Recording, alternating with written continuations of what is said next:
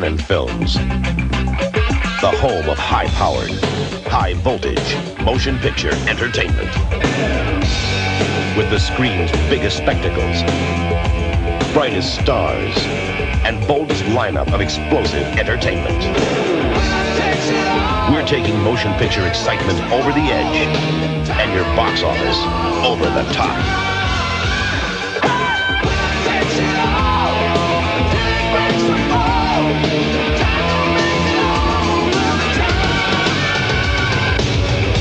We're Canon Films, and we're dynamite.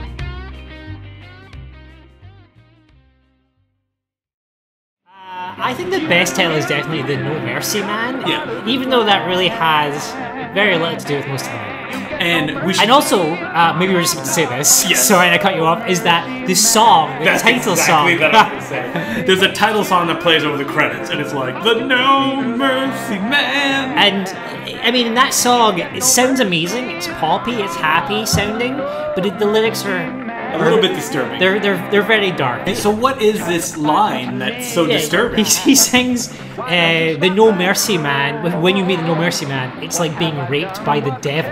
No mercy man. Love and lust are the same to him, like being raped by the devil. Hey. Hey, what? Let's go to a party. You go. No, I mean a private party.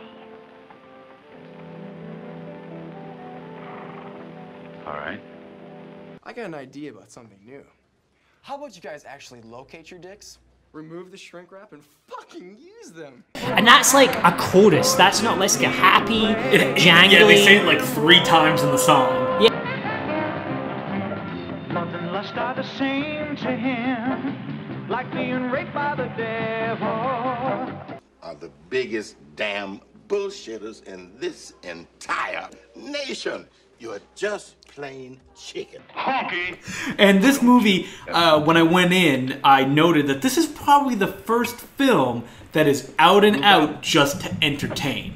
Like when you think about all the Canon films that we've watched, and we've watched 13 now, that this is the first one that's like, it's a little bit like grungy exploitation film, but it feels that going in, that it's going to be like, oh, it'll be like a fun vigilante exploitation film. There'll be some tasteless stuff, like, but, you know, at least this one will be fun. Not really. Not really. Badger beer. Sure. One beer coming up. But there's just one answer I'm still looking for. Who cut the cheese? Who cut the cheese?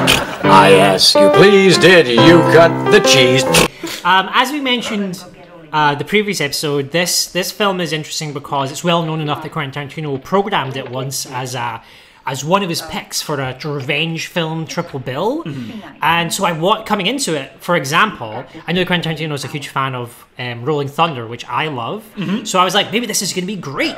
But then I was like, no, it's not. It's very much a Quentin Tarantino pick because it's got a lot of talking and not very much happens. Drive carefully.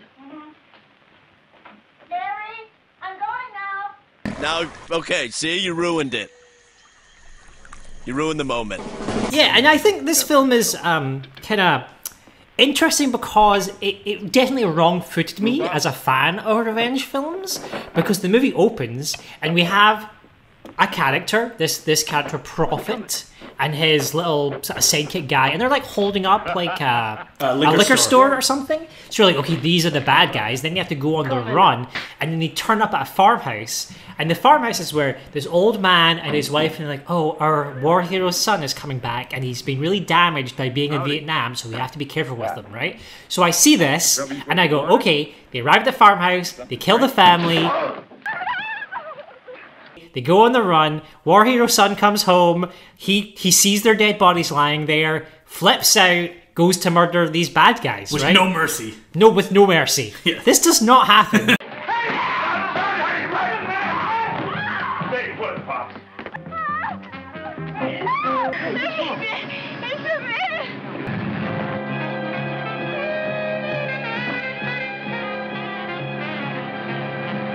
They like arrive at the farmhouse and they're like, oh, can we get some water? And then the dad's like, yeah, sure, over there. But really, he's faking them because he wants to like point a shotgun at them. Also, because the guy Prophet is black, so the old man in what town, what state does this take place? Somewhere in the South. It's somewhere in America, basically. You know, so obviously America, 70s, black people. The racism is dealt with this film in a sort of an interesting way, I would say. But he holds him up, and I mean, still at this point, I'm like, oh, they're gonna kill him, all this stuff's gonna happen. But ultimately, what happens is they see the daughter, and they grab her. They grab her, but then she manages to escape. And they make some kind of like, you're gonna learn to love me. No, he specifically says, you'll ask for it before I take it. Yes. And I just went, ugh, the minute I heard that. Don't worry. You'll ask for it before I take it. So, but she runs off, and what's strange is, so it's kind of set up. This character's not very important, but Prophet, our main antagonist, I suppose, he's like the main character, but then he has this like crappy henchman who doesn't want to do anything. Yeah, he's not very good. Sniveling. But while the daughter is running away, they're like, we should go get her. And then the crappy henchman goes, ah man, I left my knife inside. And they're like, okay, we'll go get it. I'm like, it doesn't take two people to get a knife. But you know what? This is the kind of detail that it comes up again and again in this movie, especially with these characters. Yeah. So what happens is they just kind of go away, and the woman that escapes screaming and sobbing meets a car that's coming to the farmhouse, and you meet who you assume will be the protagonist of the film. Yeah. The No Mercy man himself, a damaged Vietnam veteran. Yeah, Mark Hand. Aloha. My name is Mr. Hand. He kind of gets back home, and he meets his father, and his father's like, oh, if only you were here, we could have dealt with them. Yeah, and they say we should go after them, and then the No Mercy man goes, no, I don't think we should do that. Yeah. We should just leave it. The police can deal with it. Shut off the car. Which of the following best expresses the theme of the passage? A, violence breeds violence. B, all things must end. C... B. I'm going with B. We haven't had B in forever. This is the SATs, Buffy, not connect the dots. Please pay attention. Right after this scene, you go to Prophet and his sniveling sidekick, because they work at a circus. Yeah, they work at a carnival, right? A carnival, they're carnies, right? And it's, as you're coming back, Prophet stops and goes, you know what? You were terrific. Back at the ranch, you were terrific.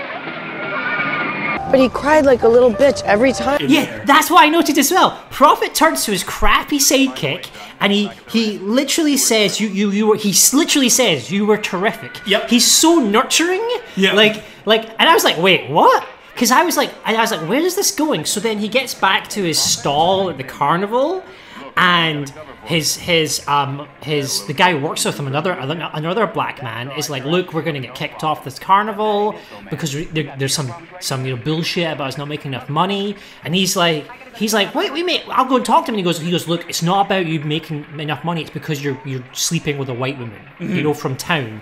I was just like, oh, like, so there's all this like stuff going on with the Prophet. I'm like, is he our hero? Because, is he the No Mercy man? Yeah, is he the No Mercy man? Because like he's on the right, kind of the right side. And man, ain't gonna do no good to talk to the dude. He's really throwing us out because of you and that white chick. I mean, he's giving us a routine about something else, but that's exactly where it's at. Redneck honky. Right out of the dark ages. Hey, man, look. She's just another town, and there are millions of towns. I like her. Shit, man. That hunky muff be messing my old lady? Got to be running coal upside down his head, you know? Hey, home, I can dig it. No, he ain't gonna lay no more big rap up on you, man. I say, hey, Sky. Subba say I won't sing. Pray to Jay, I did the same old, same old. Hey, knock yourself a pro, slick. The gray matter back, lot performers down, not take TCB in, man. Hey, you know what they say? See a broad to get that booty yak 'em. Leg her down or smack 'em, yak 'em. And then some time passes and we see them, they're at a bar, right? And he has been fired by that point because he says, he's talking to the sniveling sidekick, and he says, I was canned for being sensitive, intelligent, and black. Yeah, I'd like to know. Tell me. I mean, you really want to know? Bring it on me, mother. Because I'm sensitive, intelligent, and black. We're biracial. Yes. Half black, half white. And because of that, we find ourselves particularly adept at lying. Because on a daily basis, we have to adjust our blackness. Yes. You know what I mean? Yeah. Oh, no, there's many reasons we do that. I mean, to terrify white people. Yes, that's one of the main reasons. One of the main reasons. Because, I mean, you know, with the way that we sound, the way that we actually talk, we're not intimidating anybody. Oh, no. And he says it in kind of a funny way. Yeah, like a sarcastic way. A sarcastic way, but you're kind of like, well, okay, so we did see him holding... The thing is, you have seen him hold up a liquor store at this point. And threaten a woman. But for some reason, by this point, I'd completely forgotten that, and I was like, yeah, because he's been hard done by... I mean, he's a carny, right? He's black in America in the 70s. Life has not been easy for him. He's only... You know, I am such a bleeding heart liberal when it comes down to it. Like any conservative watching is be like, yeah, this guy. Because I think by this point, someone has used the N-word to him as well, or maybe it happens later on. All right, you racist bastard, I'm going. Ref, how do you feel about this? You must be more concerned than all of us. Yeah, that's a really good question. Well, I mean, obviously I have cause for concern, right? But my parents saw a lot worse, so I still have hope. That is such a positive outlook, but all I feel is outrage. You know, how can we expect to progress as a nation if this is how we're treating our poor? Ugh, right, but I mean, I'm not poor. No. No. Oh my God, that was so rude. That's okay. Actually, what happens is there's a dinner sequence at the ranch. Farmhouse, yeah. The ranch, and the war hero's father, uses the N-word in relation to profit. And I'm like, well, to modernize, this instantly signifies him as not a good guy. Yes. Do you know what I mean? So at this point, other than the initial segment, all the chips are with profit at this point. You can onset he's been fired, life is tough. You know, I think that nigger, that weirdo, he tried to break into the gun cabinet. I wish we'd have been here. Hey, too bad you missed him, Holy. Would have been just like Nam. Typical how? Well, this country's becoming a haven for criminals, so what do you expect?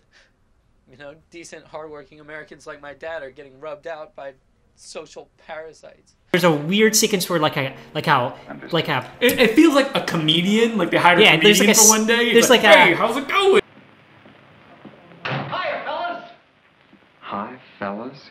Love roosters, geese love ganders, everyone else loves Ned Flanders. Not me. Boy, being free. If I had kids, you know what I'd tell them? Be free.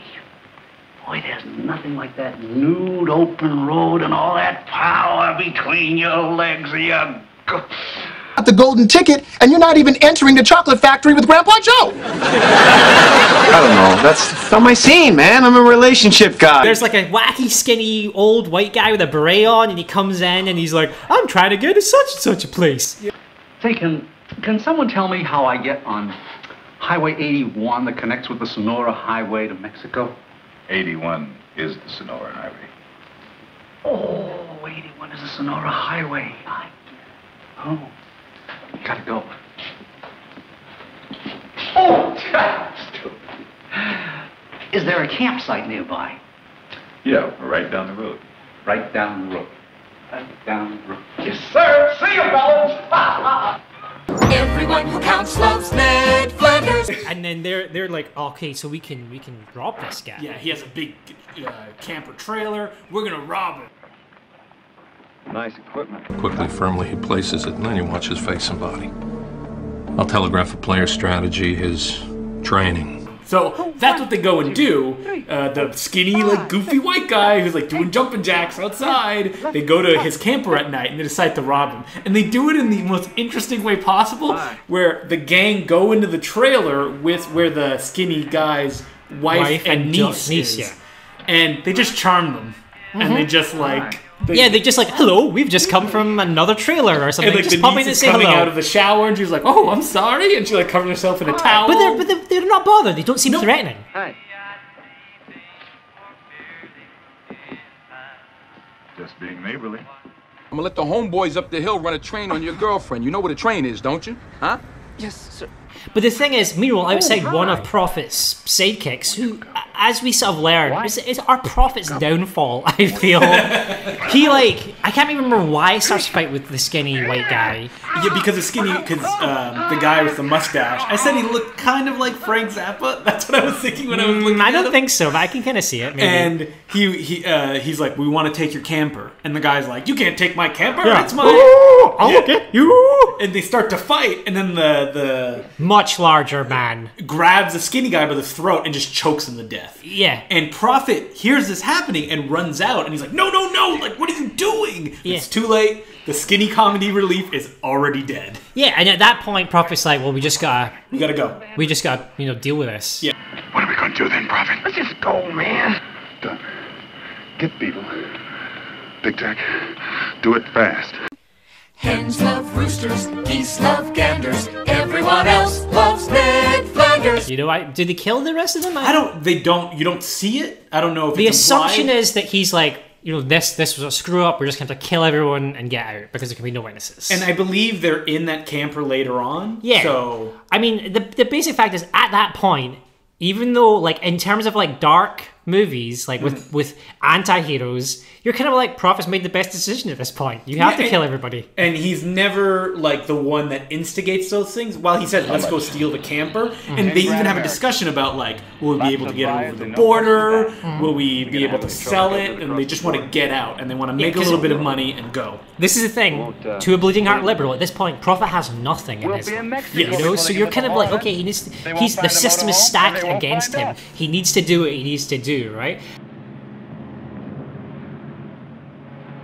Well, that's it. We know we're all rich in our own way. Yes. Rich in love. Nope. Rich blood. Nope. Rich in stamps. Nope. See, no, I'm not poor. See, just because I'm black doesn't mean I'm poor. We actually, but I mean, as I say, we cut back sometimes to our hero. Yes. The No Mercy Man. The No Mercy Man, the war veteran, who I felt had a real smoldering Elvis, David Hasselhoff thing going on for him. He's very, I would say, like, square. Yeah, he's like all American, good looking, I would kind of say. No mercy. And like we see him at the dinner table, and they have dinner with. There's almost too many characters because he has his two army buddies, his father, the wife, and two women. I think they're girlfriends. Yeah, and basically his army buddies are like, yeah, he this is the first time we see No Mercy, right? They say he showed no mercy. Yes. They're like his father's like, yeah, that's the way to do it. Yeah, they basically implied that he was a cold-blooded killer in Vietnam. He did kind of all kinds of messed up things, and everyone else seems to be really into that. But the No Mercy Man himself clearly is pained by what he did in Vietnam. You should be proud of that. Excuse me. No. Let him go. She's got all the brave knocked out of him. Whose side are you on, son? Our side, sir. Don't you love your country? Yes, sir. Then how about getting with the program? Why don't you jump on the team and come on in for the big win? So he goes outside with his partner, girlfriend, or whatever. Yes. And he has a very confusing, babbly sort of discussion with her, when he's like, "Oh, we used to use horses, but everything is mechanized now." You know, when I was a kid, we used to use horses. Well, at least a little. But everything's mechanized now.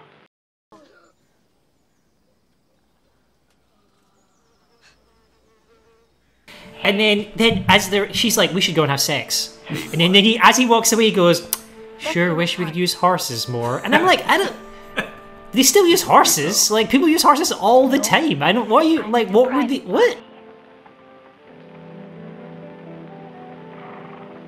All right.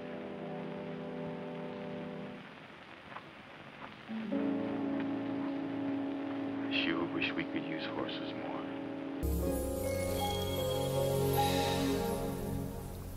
Couldn't get it up, huh, Chuck? And I'd like to point out that this shot is beautifully framed. It's the sun going down, there's a crane that goes down, and this is a good point to bring up the fact that the film was actually shot by Dean Cundey, and it's the first film he's ever done, and Dean Cundey is the guy who shot Jurassic Park, Back to the Future, Halloween. Wow, really? Yeah, Escape from New York. Yep, this was his first film. And we like to point out that me and Matthew watched shitty-ass copies in full screen, and it doesn't exist in widescreen. I couldn't find it anywhere. No DVD was ever released. It seems to have slipped into kind of like the land of public domain. So unless somebody knows that there's a widescreen copy out there, and then good for you. You don't need to inform us about that. Yeah, I wonder if it did look better in widescreen. Because I feel like this was the first time that watching like a full screen copy in a long time where I'm like, oh, there's so much panning and scanning.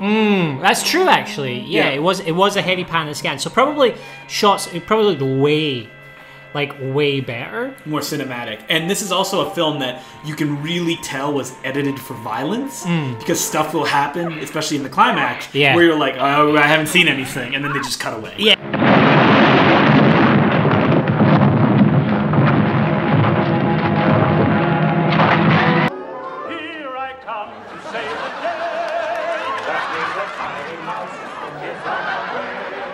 Exactly. So yeah, our hero's all troubled. There's a segment where his dad actually sits down with them and tries to have a kind of a heartfelt conversation, where he's like, I can't remember what his dad's really saying, but he actually is trying to make a connection, which will become important later on. And sometimes I don't know what to think. What do you want me to do there? Stand up for what's yours. Don't let people push you around. Sometimes I feel as though you don't care what other people think. You know what I mean, don't you? Yeah, I think I understand. It's a hardball world, son. We've got to try to keep our heads until this peace craze blows over. Aye, aye, sir. And then one of his army buddies ruins the moment by chucking a bucket of water on him. Yes. And the No Mercy's man reaction, the first kind of revelation of his no merciness, he basically turns around and starts to murder the army guy. He hurts him a little bit and he's like, oh, are you okay? But then the army guy's like, haha, and kicks him back, at which point he starts to choke him out.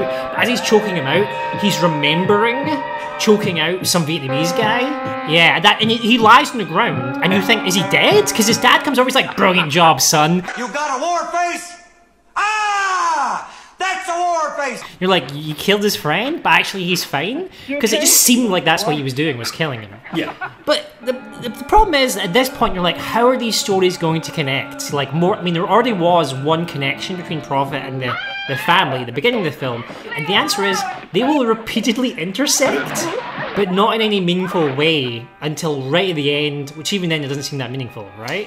It almost feels that they intersect in ways that grow organically out of the beginning of the movie, you know, because they go except for when they meet at a gas station. Yeah, so that's the thing. That's what happens next. Is for some random reason, the No Mercy man and his pals are gassing up, and then the other guys are all drunk, like Prophet's gang, but Prophet's not there. No, he's not there. Yeah, which is one of the things. Prophet's not there. They're all drunk, and they start to beat up the guy who runs the gas station. Why? Yeah, just because they're dicks. And the question that struck me immediately was, there are guys in army uniforms there. Why?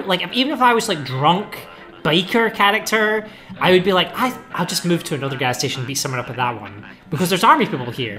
If your killer instincts are not clean and strong, you will hesitate at the moment of truth. You will not kill. You will become dead Marine. And then you will be in a world of shit.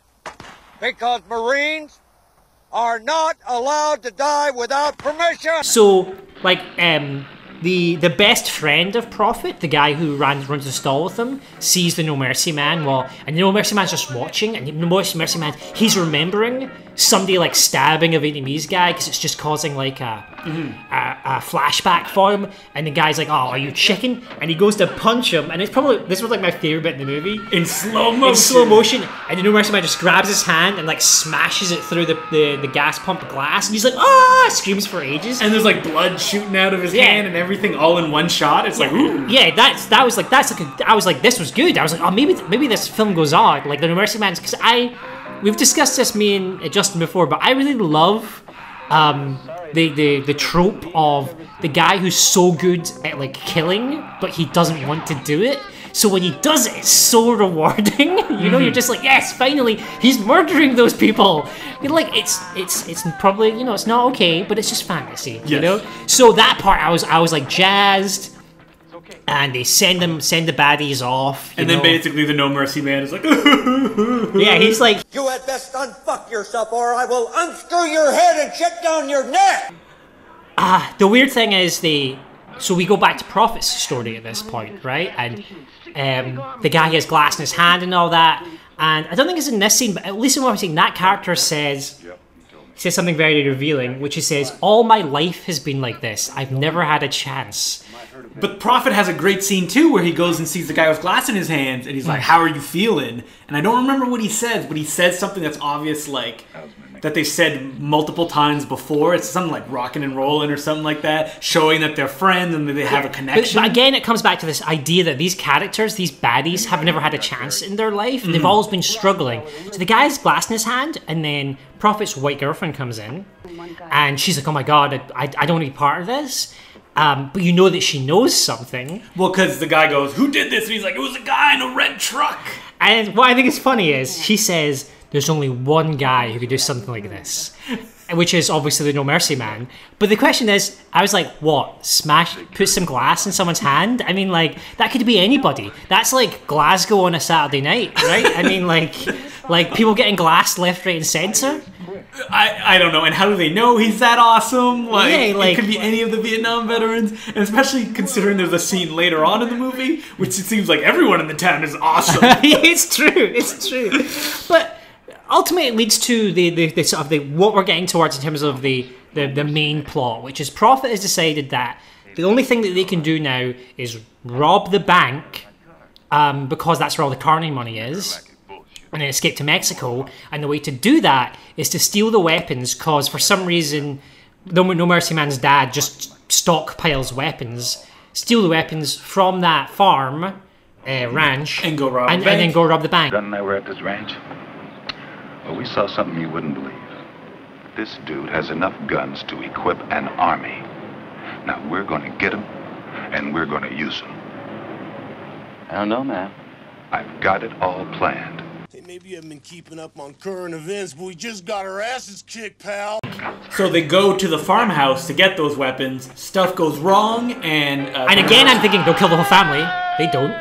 The No Mercy Man's father shoots Glass Hand, and then Prophet and the gang just kind of escape again. And you're like, what? They keep coming together and nothing's happening? And at this point... But they have stolen the weapons, which is important. At this point, an hour in, the No Mercy Man is in a shack, and he's just drinking.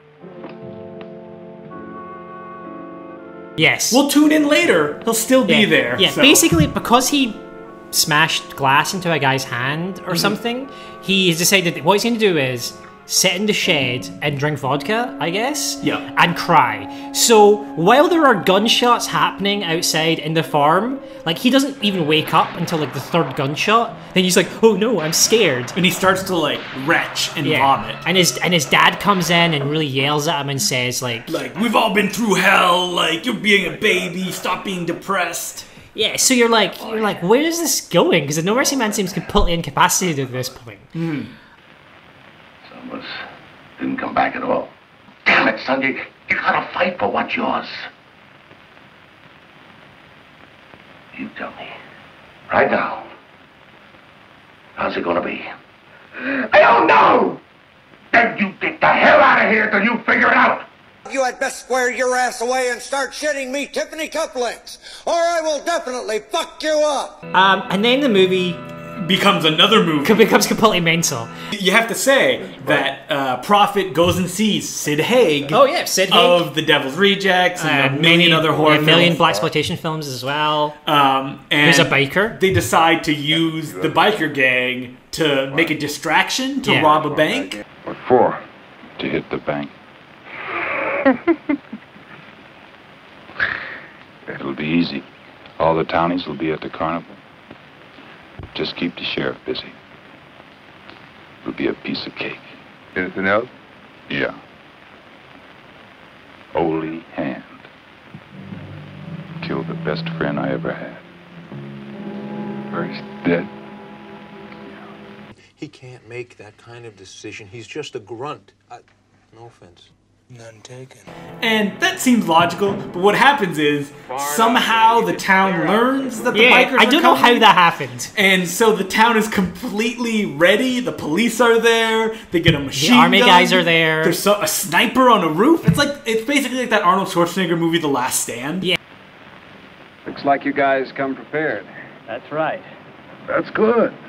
Homeland Security is going to make you their new poster boy. The bikers arrive, they've got all the weapons, right, from the farmhouse. And the one biker guy goes, ever seen one of these babies before? He's holding a grenade. And the guy he's talking to should be like, I was in the army. Look, I'm wearing army stuff. Like, I obviously have seen grenades before. How hard is this? Like, you use grenades in the army. Like, but that's because he was trying to scare him, Matthew. It's psychological warfare. Fun time. So the cops and the bikers have a standoff, and the big problem with the scene is there's no characters we care about in this scene. No, we have the only person who we've seen before, and only like the previous scene is like Sid Haig. Oh, and the two army buddies of the No Mercy. We don't really care about. Yeah, we just don't. You know. See, amigos. You got a few, and we got a few. That many weapons? In the time frame that you described the ambush, doesn't add up. So what happens is a big fight breaks out in the town. And I mean like a big fight. And there's like traps, like they're chasing people down and they kick over. There's literally a car driving around with a turret firing and killing like snipers and stuff. Yes. And the army guys react to this by firing a rocket launcher at the car. Like, they have to, like, fire, but it doesn't really miss, and try again. This is a good point to point out that the film was actually stunt choreographed by Buddy Joe Hooker, who's, like, a really famous stuntman, who, like, worked on stuff like Close Encounters of the Third Kind, The Godfather Part 3, Scarface. He has, like, 193 credits, and he's still working to this day. So it feels like he was like, I want to work on this film, but you have to give me a big scene of stunts that I can put in my demo reel. Because it's an insane amount of action and havoc for a single bank robbery.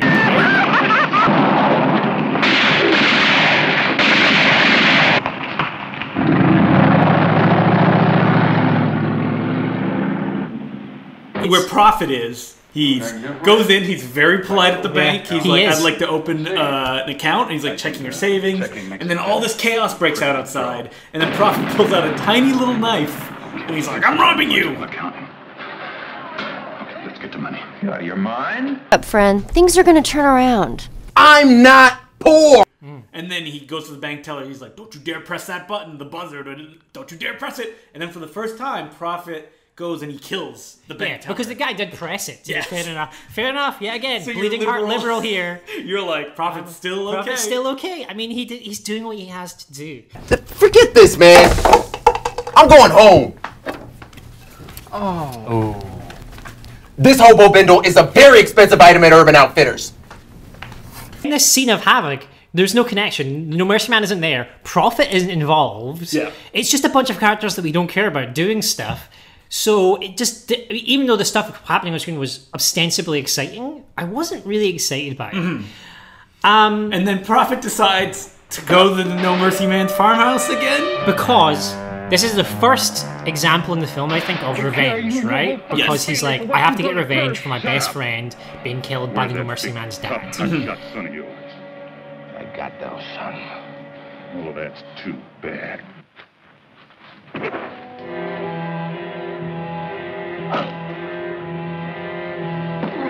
man, I don't want to rain on your parade. We're not going to last 17 hours.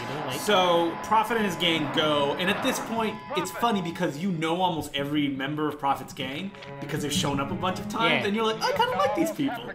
And they like grab the No Mercy Man's family, and they tie up the mother, and the sniveling sidekick is like beating her, but he's like, don't make me do this! Yeah. And you feel kind of bad for him. Prophet is getting kind of gross because I feel like he's gonna like assault one of the women. Yeah, he is. He actually, Sid Haig throws one of the women down, and then it's kind of a hard way to put this, but he kind of like touches her gently, which sounds bizarre, and then Prophet comes over and he's like, no, this one's mine. Yeah. You know, like, which is super gross, you know? Hell, man, I watch the whole damn thing. He's mine. I like you the first time, I like that second. I say, she's a tiger. She belongs to me. You know, And like, then the No Mercy Man in his shack, he hears all this. And finally, and I looked at the time, an hour and 25 minutes into the movie. into a 1 hour and a half film. Yes. And the other thing is the one thing I noticed about he has a lot of flashbacks while he's hearing this happen, right? Coming out of the water, seeing someone shooting someone and a thing. I felt like the No Mercy Man, even though they built him up as someone who did a lot of bad stuff in Vietnam, from his flashbacks, it's like mostly he watched bad stuff happen, right? He remembers watching someone getting stabbed. The only thing he really remembered himself doing, as far as I can tell, is strangling a guy, right? And there's no threat. It just feels like he went to Vietnam and he saw a lot of stuff and it made him feel quite sad. You know, which is totally acceptable, but it wasn't really building him up as like this massive, amazing, like killing guy. But what happens is when he finally reaches his breaking point, he bursts out of a door. No, doesn't he just burst through the wall? Yeah. it just explodes out. He explodes out the followed wall. by a soundtrack that goes just like growling. He basically Incredible Hulks. He hulks up, he bursts out the wall, and he with just a like double-barreled shotgun. And he kills like most of the guys by shooting them. And He kills 2 guys with the shotgun. One guy with a pistol. Yeah, and then he drops the gun, throws a knife at a dude, grabs a pistol, rolls, shoots the other guys. And then he guts Sid Haig. He guts him from like the middle to the top, but there's no blood. Yeah, and for sure we had to see something there that's been cut, right? Yeah, it definitely feels like it's been cut, and there's more parts in the fight later on that definitely feel cut. There's a moment where, No Mercy Man kills all these guys, and it's pretty awesome. And it's awesome in the way that you were like, I wish the rest of the movie it was like this. And then he starts to fight Prophet, who grabs a chain, and they have a chain fight. And it's a pretty like brutal fight. Like they fall to the ground and they're struggling. And there's a moment where it feels like No Mercy Man bites off Prophet's ear, and you don't see it. Like there's a weird jump cut. Yeah, I want to talk about that last fight actually, because there's a lot of films that end this way, which is like the hero and the main baddie have this shagged out scrap where they're just like so tired from all they're like and they're like sort of swinging around. I like fights like that. Do you like fights like that? I do like fights like that. Because I was trying to think of an example of one where I did like it, because I always kind of feel like it's always kind of a letdown, because I'm obviously like I love like kung fu films and all that, and those always lead to this one last fight where it doesn't matter what's happened up to that point, like both characters are totally up for it usually. Yeah, I mean it depends on what kind of fight it is, and I felt that in this context it was fine. They were doing enough stuff. It's when it feels like unchoreographed, but there was enough gags going on that and it wasn't too long either. Yeah. So I kind of like the feeling of people being exhausted and then having to like have that other, reserve of strengths to go and finish it off. Yeah, this one just felt maybe didn't do it for me. Just felt a little sloppy, particularly because, and it might be a case of it being cut for violence. Oh, it's super cut for violence. Because maybe if it was like more crunching, I would have really felt it. Because I felt like the punches were being pulled, which is kind of what let it down. Yeah. And then in the end, like the way that Prophet, who is finally put down, is he just gets hit in the head by a chain. Yeah. And it looks, and he goes, "Ugh!" It just looks really crappy, and then I really like the final scene of this movie where the No Mercy Man has killed everyone, and his father wakes up and smiles because he sees the No Mercy Man standing there, and then he looks around and the smile drops. Yeah, that's so good. From his father's face, and No Mercy Man's like, The No Mercy Man is not smiling. Yeah, he's basically crying. That's totally the best, the best moment. The father standing up and going, "Ah, my son, what the fuck just happened here?" Yeah. That guy's ears been bitten off, and like, Sid Haig's guts are everywhere. Did you do this? Oh my god. Yeah, what have I been asking for? No Mercy Man. Yeah, no, the song at the end is like, oh, horrible things have happened. Oh, the war has come to the south. Yeah, and then it plays over the father waking up and looking around with like tinkly music, and then we go to credits. We're gonna have to put you up for the Congressional Medal of Ugly. Which brings me up, the reason that I watched a second time is, this is not really a vigilante flick. And it's obvious that it's not, and that the director was like, I want to make a film from the perspective of, one, the bad guys, and of two, of like Vietnam veterans who come back. And it's almost like, because Death Wish didn't exist at this point, but it's almost like a reaction to that kind of stuff, of like, oh, you want it to be awesome where he kills everyone? But at the end he does, and it's not. And it feels that if all that violence had been there, that impact would have been more like in your face. Like it's like, this is what you wanted, this is what, like I'll give it to you. But without that, it's basically like a Batman brawl. And the director, who's also the writer, I think this is the only thing he ever did. And I remember reading an interview with the producer, which the original script was like 230 pages. So this is obviously something that wasn't just like a quickie exploitation film for the people making it. And they felt like, we're trying to, say something. But within the context of all the movies that are in this genre before, like, it doesn't, like, live up to that. Because, like, the bad guys are almost good guys. The hero does nothing until the last 5 minutes. Yeah, the hero spends most of the film drinking or crying. Yes. It could have been different maybe if it wasn't called The No Mercy Man. It's like calling a movie Superman, and you're like, when's Superman gonna show up? And it's not until the last 5 minutes. It's like Iron Man. Yeah. Well, Prophet's the bad guy. He does a lot of bad stuff, but he's kind of still at the mercy of his situation, Every main bad thing that happens is somebody else has screwed it up for him, And when he says that, like, when he goes and says stuff to do bad, he's usually pushed into those situations in a way that's not him being like, I'm so bad. I mean, he does assault women, which is wrong. Yeah. But, and then we have our hero, rather than other, like, sort of Vietnam revenge things. Like, there's no, like, joy in the character, really. He's just, like, really sad, and he's pushed so hard. Like, the dad is, like, the audience, basically. The audience is like, get out there and do some killing. And then he's like, is this what you want? And crying and stabbing people's guts out, and you're like, no, it's too much. I don't want that. That's even though when it was happening, I was like, yeah! Exactly, right? I mean, like, how would you... It almost feels like the No Mercy Man is like a big star that they only had for 3 days, and they're like, you can't do too much, we'll put you in a shack and you'll show up at the end. Which, it doesn't feel like that's the case. Like, if you look at the guy's filmography, like, he's not a big star. No. So it's not like Bryan Cranston where you're like, he's a villain on video screens for most of the movie. But that's what it feels like, and it feels like that big action scene. It's like, why couldn't he be there? So what are you recommending? I think you're going under the vigilante label. Yeah, I'll go under the vigilante label. I mentioned it multiple times this episode already, but I will just talk about Rolling Thunder. Yes. Because Rolling Thunder is, like, totally my favorite vigilante movie. But it's funny because Rolling Thunder is also a film that the climax really just happens at the end and nothing happens before then. Yeah, but the thing about Rolling Thunder is the setup is so, like, insane, and then what happens to our hero is so grody that, like, it's just, like, the best. It's totally ridiculous. This guy comes back from Vietnam, and for some reason the town is like, we're gonna give him this huge box of gold bullion, and then some baddies see in the town, we're gonna get that gold, so they, like, kill his family. And then the part that really makes the movie for me is that he wasn't just in Vietnam, right? He was held by the Viet Cong for a long time and tortured, right? So he's, like, really good at being tortured now. He knows that when you're being tortured, you just repeatedly say your name or your number, I think maybe. Your number, yeah. You repeatedly say your number. Although, actually, here's a good tip for anyone, in case you're being tortured,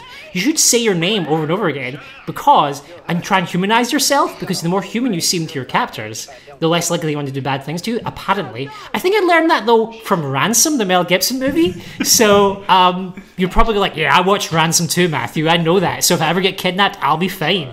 But I'm just wanting to set up the part... This is the first time we've done this. We're still getting our legs. It sounds like we started a new episode of Loose Cannons. I'm sorry. I'm trying to set up my favorite part.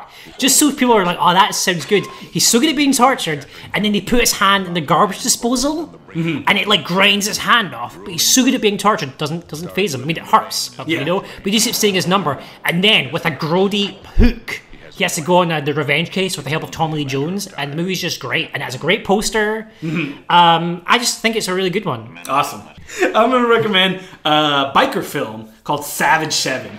Again, about Native Americans, and it's a biker gang goes to a reserve, and they start to make trouble, and then the evil, corrupt owner of the town, which is like a mining company, tries to get them to fight, and it all ends in a big, giant climax, which, unlike the No Mercy Man, actually has all the characters participating. Nice. And it's directed by Richard Rush, the guy who made The Stuntman, which is a great movie if you want to see that, and Color of Night, the Bruce Willis shows his penis movie. Ooh, Color of Night. Anyway, we were Loose Cannons. I was Mathew Kumar. My name's Justin the Clue. Oh, and you were pimping me and I interrupted you. It's fine. We're ending the broadcast now. Thank you very much for listening.